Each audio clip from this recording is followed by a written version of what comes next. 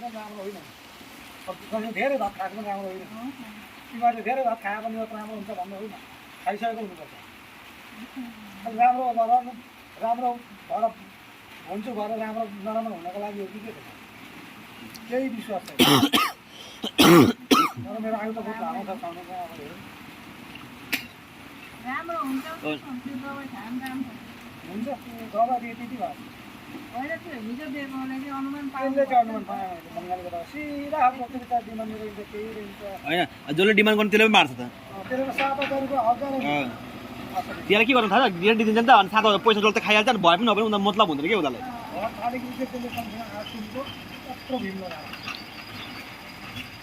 लोग्नु चाहिँ केही गर्दो रहेछ, त्यो घर काट्ने यताउता त्यो दबाई टिप्ने काट्ने दिएको अनि भर्खर कि एउटाको नानीको आएर घर थालेको चाहिँ पैसा झुकालेर चाहिँ अन्त फर्स्ट अब दिनमा 5 जना 6 जना आउँदा काम 2 जना पनि के त यता 7,000 दिने गयो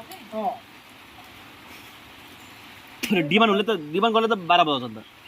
काम छ गर्ने हेर्दा नि खाना नि यताउता गरे गोरु बेच्नु आउँछ, माटो पनि बेच्छु, के बेच्छु के भन्छ नाच्नेबाट लट्याइ दिइरहेको 5,000 भनेको 7,000 लास्टमा 6,000 भने अनि उसको बाद मोबाइलमा उ गरेर गोविन्दसँग मागेर हामीसँग केही छैन, राम्रो भएछ तँलाई म एकदम जति भन्छ त्यो ल्याउँछु, अरू 2,000 रुपियाँ सट्टा हालिदिरहेको उस त मोबाइलमा ओ 7,000 भनेर 2,000 हालिराखेको 2,000 रुपियाँ काम तर राम्रो भन्छ त्यसलाई होइन।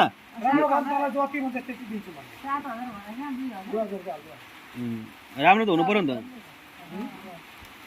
खै कान्छा जाँदा लिएर हिँड्नुपर्छ कतै माइला जाने पनि लिएर हिँड्नु जेठा जाँदा जाने ज्वाइँलाई चेन्नईमा नगरेर ल्याउनु भात खानु नपाउने त्यस्तो नि भात खानु नपाउने त्यो काम चेन्नईमा लाग्यो। अब तमिलनाडु भाषा नि बोल्दा रहेछ, हिन्दी पनि बोल्छन्। नमस्ते जय नमस्ते हजुर नमस्ते नमस्ते।